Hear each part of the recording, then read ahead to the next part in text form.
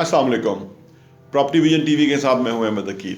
पैसा दरअसल आपको चाहिए रियल एस्टेट को ख़रीदने के लिए, पैसा आपको चाहिए एक अच्छी ज़िंदगी बसर करने के लिए, पैसा आपको चाहिए कि ताकि पैसा मल्टीप्लाई हो और पैसा आपके लिए कमाए। तो एक बहुत ही शानदार किताब है साइकोलॉजी ऑफ मनी। वो इस बारे में बड़ा क्लैरिटी के साथ हमें जो है बताती है कि पैसे का इस्तेमाल कैसे होना चाहिए, पैसे का मकसद क्या है, पैसा किस लिए हम कमाते हैं। और ये बहुत ही ज़बरदस्त किताब है और ये बड़ी बेस्ट सेलर किताब है, दुनिया भर में ये बहुत पढ़ी गई है। और इसकी जो इन्होंने जो फ़िलासफ़ी इसमें लिखी है वो बाकी कमाल है। जो इन्होंने मुख्तलिफ़ चीज़ों फ़िलासफ़ी की डिस्कस की है, नंबर 1 इन्होंने ये डिस्कस किया कि अमीर होना और दौलतमंद होना दो मुख्तलिफ़ चीज़ें हैं। अब ज़ाहिर एक ही बात नज़र आती है कि अमीर होना और दौलतमंद होना। अच्छा, इन्होंने कहा है कि अमीर होना, जो लोग अमीर हैं वो दरअसल पैसा खर्च करते हैं, महंगी गाड़ियाँ, महंगे घर, अच्छी जगह पे खाने खाते हैं, रेस्टोरेंट्स के अंदर जाते हैं और ज़िंदगी को एंजॉय करते हैं और पैसा खर्च करते हुए नज़र आते हैं। और इसीलिए आम बंदों को यही लोग अट्रैक्ट करते हैं कि जो पैसे को उड़ा रहे हैं, पैसे को खर्च कर रहे हैं। हर बंदा चाहता है कि काश मैं इस तरह से हो जाता। तो ये इस किताब के अंदर ये क्लियर किया गया है कि दरअसल वो लोग अमीर तो हैं, दौलतमंद नहीं हैं। दौलतमंद वो है कि जो पैसे को इन्वेस्ट करता है और उसकी इन्वेस्टमेंट जो है फर्दर पैसा कमाती है, वो दौलतमंद है। अमीर जो है वो खर्च करने वाला है। आज की जो यंग जनरेशन है वो आम तौर पे उन लोगों को अमीर समझती है जो पैसा खर्च कर रहे होते हैं, महंगी गाड़ियों में फिरते हैं, लोन से गाड़ियाँ ली होती हैं, बहुत बड़ी बड़े जो है ना शो ऑफ की तरफ आम जहन जाता है। लेकिन साइकोलॉजी ऑफ मनी के अंदर जो इस किताब में बताया गया है कि दरअसल अगर आप इन्वेस्ट करने वाले हैं, आपका पर्पस लोगों को दिखाना नहीं है, आपका पर्पस जो आपके पास पैसा है उससे फर्दर पैसा कमाना है और वो पैसा कमा के किसी को दिखाना नहीं है आपने, तो उस सूरत में आप वाकई दौलतमंद हैं। अमीर जो है वो खर्च करते ख़त्म हो जाता है। लोग कमाते हैं, खर्च करते हैं, कमाते हैं, खर्च करते हैं, वो उनकी अगली जनरेशन में पैसा जाता ही नहीं है क्योंकि वो जाने ही नहीं देते। दौलतमंद जो है वो पैसा कमाते हैं, उसको इन्वेस्ट करते हैं, वो जो इन्वेस्टमेंट है उनके लिए फर्दर पैसा लाती है, उनकी फर्दर इन्वेस्टमेंट फर्दर पैसा लाती है और कंपाउंडिंग से वो बहुत दौलतमंद हो जाते हैं और उनकी आने वाली कई नस्लें जो है उस पैसे से फ़ायदा उठाती हैं। तो अमीर होना और दौलतमंद होना ये दो मुख्तलिफ बातें हैं। और दो इन्होंने जो इस किताब में साइकोलॉजी ऑफ मनी के अंदर बयान किया है वो उन्होंने कहा है कि पैसा कमाने से ज़्यादा पैसा कीप करना मुश्किल है, क्या पैसे को रखना मुश्किल है।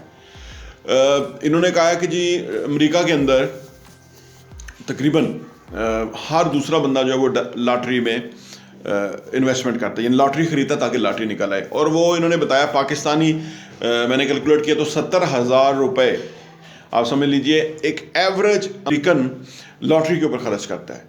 इतना पैसा वो अपने मुश्किल हालात के लिए नहीं रखता लेकिन लॉटरी पे वो खर्च करता है। और उनमें से खासे नंबर हैं कि जिनकी लॉटरी निकल भी आती है, लेकिन वो जो लॉटरी से उनको करोड़ों डॉलर मिल जाते हैं वो कुछ अरसे के बाद वापस उनके खर्च होकर तो वो उसी पोजीशन पे आ जाते हैं जहाँ के वो होते हैं। तो इन्होंने कहा है कि साइकोलॉजी ऑफ मनी के अंदर ये बयान किया है कि दरअसल पैसा कमाना इतना मुश्किल नहीं है, पैसे को कीप करना, होल्ड करना और उससे फर्दर पैसा कमाना रियल डिफ़िकल्ट है।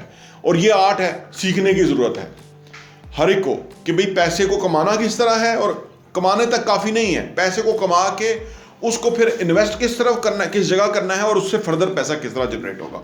यानी पैसे को होल्ड करना मुश्किल है। कमा आप लेते हैं क्योंकि आप कमा लिया आपने पैसा, अब हालात ऊपर नीचे होते रहते हैं, कभी कोरोना कभी कुछ, तो आपका पैसा अगर ख़त्म हो जाता है तो फिर इसका मतलब है कि आपने फिर वो जो असल पूरी चीज़ जो है वो की नहीं है, समझी नहीं है, उससे आपको पूरा फ़ायदा नहीं हो रहा। तो ये इनकी कहना ये है कि पैसा कमाना आसान चीज़ है, एक चीज़ है, लेकिन पैसे को कीप करना, होल्ड करना ये एक अहम और इम्पॉर्टेंट चीज़ है और इसको समझने की ज़रूरत है। साइकोलॉजी ऑफ मनी के अंदर ये बताते हैं कि कंट्रोल योर टाइम। वो कहते हैं कि जी सब जो पैसा हम कमाते हैं ना वो सिर्फ इसलिए कमाते हैं कि हमारा वक्त हम खरीद सकें, हमारे पास अपना वक्त हो। जब हमारे पास पैसा होता है ना तो फिर हम बेसिकली चाहते क्या हैं उससे, और सबसे जो वैल्यूएबल चीज़ है वो टाइम है। यानी हमारे पास पैसा है तो हम उसको पैसा दे के अपना वक्त बचा लेते हैं। कोई हमारे लिए काम कर रहा होता है, कोई हमें जो है वो सर्विसेज दे रहा होता है। तो वो कहते हैं कि जी जो सबसे बड़ा गोल होना चाहिए पैसे का होता है वो ये होता है कि हम अपने पैसे टाइम को किस तरह सेव करें, क्योंकि पैसा बहुत होता है दुनिया के पास, लोगों का बहुत बेशुमार पैसा होता है, लेकिन उनकी लाइफ वही 60-70 साल होती है। तो जो असल लग्जरी ये है कि हम अपने वक्त का वो इस्तेमाल कर सके जो हम करना चाहते हैं। इसके बरक्स होता ही है कि हम सारी एक सर्कल में ज़िंदगी गुजार देते हैं और हम ये सोचते हैं कि हमारे पास वक्त बचेगा तो हम वो काम करेंगे जो हम करना चाहते हैं, लेकिन हमारे पास अपना टाइम नहीं होता कि हम वो कर सके जो हम करना चाहते हैं। तो ये कहते हैं कि पैसा बेसिकली इसलिए कमाया जाता है कि हम अपने वक्त को बेहतर यूटिलाइज कर सके जहां हम चाहते हैं, और जो बाकी चीज़ें करने की हैं वो हमारा पैसे से हम लोगों का टाइम खरीद लें और वो उससे हम करें। नहीं, अगर आप अपने वक्त को उस टाइम के लिए, उस चीज़ के लिए खर्च कर रहे हैं जो आपका पैशन है इनफैक्ट, तो सही मानों में आप दौलतमंद हैं, या पैसे का आपको सही इस्तेमाल आ गया कि आप अपने पैशन के अंदर वाले अपने पैशन को टाइम दे रहे हैं। तो इससे आपको आपकी ज़िंदगी बाकियों से फ़र्क होती है कि आप अपनी मर्ज़ी से अपने वक्त को गुजार रहे हैं। आपके पास इतनी एबिलिटी है या आपकी इतनी हैसियत है कि आप वो कर सकें जो आप करना चाहते हैं, बजाय कि पहले वो करें कि जहाँ से पैसा कमाएंगे और उसके बाद फिर वो करें जो आप करना चाहते हैं। तो इसी के अंदर लोगों की ज़िंदगियाँ खर्च हो जाती हैं। और 4 कह रहे हैं कि जब आपके पास अपने लिए वक्त नहीं होगा, यानी अपनी ज़िंदगी में आपके पास काबू नहीं होगा, तो आप ज़िंदगी में खुशहाल नहीं होंगे। यानी आपके पास अपना वक्त होना चाहिए, आपकी उसके ऊपर ग्रिप होनी चाहिए। आपकी ज़िंदगी इतनी मुख्तसर है, अगर आपके पास वो करने के लिए नहीं होगा ना जो आप करना चाहते हैं, तो फिर आप जो है ना पैसे का कोई फ़ायदा नहीं होगा कि आपका अपने वक्त के ऊपर काबू नहीं है, कंट्रोल नहीं है, आप वो नहीं कर पा रहे जो आप करना चाहते हैं। तो आपके पास अपने वक्त के ऊपर काबू होना चाहिए, कंट्रोल होना चाहिए अपने टाइम का। यानी टाइम एक बहुत बड़ा रिसोर्स है, टाइम एक बहुत ही इंपॉर्टेंट चीज़ है कि जिसके ऊपर काबू करके, कंट्रोल करके हमें उसको स्पेंड करना चाहिए। नंबर 5 पे साइकोलॉजी ऑफ मनी के अंदर ये राइटर बता रहे हैं कि आपको इस बात पे अबूर होना चाहिए, इस बात को आपको क्लैरिटी आपके अंदर होनी चाहिए कि आपको कितना पैसा चाहिए। आज बेशुमार लोग जो हैं उनको ये नहीं पता कि उनको कितना पैसा चाहिए, और उनकी ज़िंदगी उस पैसे के पीछे ख्वार है, लेकिन उनको ये नहीं पता कि उनको कितना पैसा चाहिए। लेकिन अगर मैं और आप हम बैठ के जायज़ा लें कि हमें अपनी ज़िंदगी जितनी भी हो गई है और जितनी रह गई है रिमेनिंग, हमें कितना पैसा चाहिए, तो आप हैरान होंगे कि आपको बहुत ज़्यादा करोड़ नहीं चाहिए होंगे, शायद आपको 1-8 करोड़ ही चाहिए हो, जो हमारी बेसिक नीड है। अदरवाइज़ हमने अपने आप को खामखा के मसाइल में उलझा रखा है और हमारी जो ज़िंदगी है वो गैर मुतमिन है और हम उसी दौड़ में लगे हुए हैं।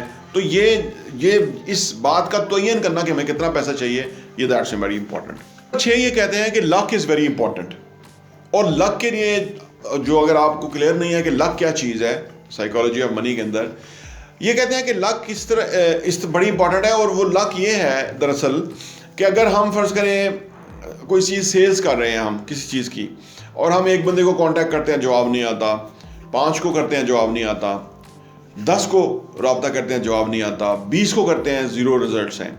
लेकिन जब हम 100 लोगों से कांटेक्ट करेंगे ना, तो उनमें से 5 फॉर जो है वो हमारे साथ बिजनेस करेंगे, 5 जगह पे हमारी डील होगी। तो ये कहते हैं कि लक दरअसल जो है ना वो इम्पॉर्टेंट है, लेकिन लक जो है वो चीज़ें करने में है, एक्सपीरियंस में जाने से है। साइकोलॉजी ऑफ मनी के अंदर ये बता रहे हैं कि जितना हम चीज़ों में ऑन बोर्ड होंगे, एक्टिविटीज़ में जाएंगे, एफर्ट्स लगाएंगे, कोशिश करेंगे, तो फिर लक हमें मिलेगी। बैठे बैठे लक नहीं मिलेगी। जैसे फर्ज करें कोई बंदा जाता है तो उसने कोई दुकान ढूंढ रहा है कि वहाँ पे कोई अच्छा सा आप सोचिए रेस्टोरेंट बनाए, तो अगर वो सर्च करके कोई जगह बहुत अच्छी ढूंढ लेता है, उसके पूरे हदूदरबे को देख लेता है कि कहाँ लोगों का फुटफॉल है, कहाँ कौन सी क्लास रहती है, ये जो मैं रेस्टोरेंट के अंदर जो मैं बेसिकली जो फूड जो लेकर आ रहा हूँ उसकी वहाँ ज़रूरत है, ये सारी यार क्रेज़ी जो है करने के बाद वो रेस्टोरेंट खोल लेता है और वो रेस्टोरेंट कामयाब हो जाता है। रेस्टोरेंट बिजनेस बहुत ज़्यादा लोग खोलते हैं लेकिन कामयाब बहुत कम होते हैं, बहुत ही इसके अंदर जो है ना वो नुकसान का भी अंदेशा होता है। और लेकिन कुछ लोगों का वो ऐसा चलता है वहां कि वो कमाल, तो हर बंदा कहता है कि लकी है कि जिस चीज को हाथ डाला, जहां काम शुरू किया वो कामयाब हो गया। दरअसल लक जो है वो कोशिश करने के दौरान है, बैठने से लक नहीं मिलती है। 5वां नंबर है कि लिव बिलो योर मीन्स। हम लोग ना चाहते हुए ना शो ऑफ करने की तरफ ज्यादा चले जाते हैं, हमारा रुझान हो जाता है। और खासतौर पे 20 साल की उम्र के अराउंड, जब बंदा लेट 90s में होता है और अर्ली 20s में होता है, तो वो सिर्फ इस एंगल को देख रहा होता है कि चीज़ें दिखती कैसी हैं। यानी मैंने अर्ज किया था ना, जो पहला पॉइंट था कि जो लोग अमीर नजर आते हैं, जो लोग खर्च करते हुए नजर आते हैं, वो उनको अमीर समझता है। तो और वो खुद भी हर काम दूसरों को दिखाने के लिए कर रहा होता है, यानी दूसरों को दिखाने के लिए को बहुत इंपॉर्टेंट देता है, और अपने आप को जो चीज़ नहीं भी चाहिए वो भी खरीद रहा होता है, या वो भी वो इस्तेमाल कर रहा होता है, वो भी लोगों को दिखा रहा होता है कि ये ब्रांडेड है, ये महंगा है। तो ये एक तरह की इंसान के अंदर एक प्रॉब्लम है। साइकोलॉजी ऑफ मनी में राइटर बता रहा है कि हमें इस चीज़ से अवॉइड करना चाहिए, इससे बहुत बड़ा हमारा नुकसान होता है। हमारा दरअसल फोकस जो है वो डाइवर्ट हो जाता है, फोकस हमारा रियल चीज़ों से हटके शो ऑफ की तरफ चला जाता है। वो ज़िंदगी में फिर हर शोबे में हम उस तरह से होना शुरू हो जाते हैं, और फिर ख़ास टाइम के बाद जाके इंसान को रियलाइज़ होता है कि ये चीज़ें फजूल थी, इसका कोई लॉन्ग रन फ़ायदा नहीं था, क्योंकि जो भी हम शो ऑफ करते हैं, जो हम होते हैं वही हम होते हैं। अगर हम छुपा रहे हैं तो किसी जगह जाके उसकी डिसअपॉइंटमेंट होगी हमें, और लोगों को भी देखने में फ़र्क नज़र आएगा। जैसे हम हैं वहाँ हमें वैसा हमें अपने आप को प्रेजेंट करने की कोशिश करनी चाहिए। और हर बंदा शुरू में बहुत कम पैसे के साथ होता है या गुर्बत में होता है, और वो फिर एक सर्टन एज के बाद जाके एक लेवल पे जाके वो फिर अमीर हो जाता है। और अगर कोई अर्ली एज में है, सोचिए अगर अर्ली 20s में है, या आप सोच लीजिए मिड 20s में है, तो वो अंडरस्टूड सी बात है कि वो उस वक्त उसने कोई बहुत ज़्यादा पैसा नहीं बनाया होगा, कोई उसकी ज़िंदगी बहुत बड़ी अगर कोई लेविश है या इस तरह की है, तो इसका मतलब है कि वो फजूल खर्च वाक़या हुआ है और उसकी आने वाली ज़िंदगी डिस्टर्ब होगी। क्योंकि इस टाइम के ऊपर हर बंदा अंडरस्टूड करता है कि एक बच्चा 20 साल का है, 25 साल का है, तो वो अब अपनी कैरियर के उस स्टेज पे है कि जहाँ वो स्ट्रगल कर रहा है। तो उसको वैसे ही लोग जो है वो रियाती नंबर देते हैं कि अगर उसके पास बहुत बड़ी गाड़ी नहीं है, बहुत बड़ा कोई लेविश नहीं चीज़ें हैं उसकी लाइफस्टाइल, तो इससे इट्स ओके, इससे फ़र्क नहीं पड़ता।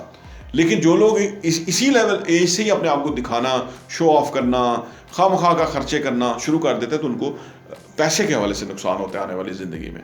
8वां पॉइंट जो है साइकोलॉजी ऑफ मनी के अंदर, वो ये है कि ज़िंदगी में कोई भी इन्वेस्टमेंट जो है ऐसी आपको नहीं करनी चाहिए, या कोई ऐसी इन्वेस्टमेंट नहीं होनी चाहिए जिसमें आपकी ज़िंदगी जो है, जो रातों की नींदें हैं वो ख़राब हो जाए। आपकी नींद सबसे कीमती चीज़ है, पीस ऑफ माइंड के साथ आपको रात को सोना चाहिए। आपको बिल्कुल ऐसी कोई इन्वेस्टमेंट नहीं करनी चाहिए कि जहां आपकी रातों की नींदें उड़ जाए।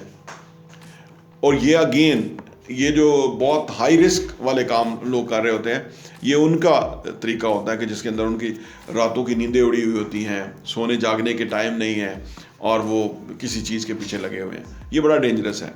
बंदे को साइकोलॉजी ऑफ मनी के अंदर ये चीज़ ख्याल रखनी चाहिए। दुनिया के जितने भी पैसे वाले लोग हैं, उन्होंने ठीक है एक सर्टन एज के अंदर उन्होंने अपने काम के ऊपर एम्फसाइज किया, सीखने में, अप्लाई करने में वो किया, लेकिन कोई ऐसी इन्वेस्टमेंट की जिसके अंदर सारा कुछ दांव पे लगा हुआ हो और आप रात को सो ना सकें, ये बहुत ख़तरनाक है। नंबर 9 और आखिरी पॉइंट साइकोलॉजी ऑफ मनी के अंदर राइटर ने लिखा है कि आप जितना सेव कर सकते हैं उतना आप सेव करें। आमतौर पे ये लोग ये समझते हैं कि हमारे पास पैसा है तो हम उसको खर्च करेंगे, क्योंकि हमारा पैसा है, हमने खर्च करना है, कितनी ज़िंदगी है, कितना हमने जीना है। इसी में आके हम बहुत सारी ऐसी चीज़ें ख़रीदना, खर्च करना शुरू करते हैं जिसमें हमारा ईगो जो है वो सेटिस्फाई हो रहा होता है। बस हमने ये करना है, यानी इनकम माइनस ईगो, बस उसके बाद जितना भी हमने खर्च करना है वो खर्च करना है, ईगो को माइनस करना है। अगर हमने अपनी ईगो को जो है ना बूस्ट करना शुरू कर दिया, उसको पानी देना शुरू कर दिया, उसको हमने तवाना करना शुरू कर दिया, तो समझे हमारी ज़िंदगी डिस्टर्ब हो जाएगी।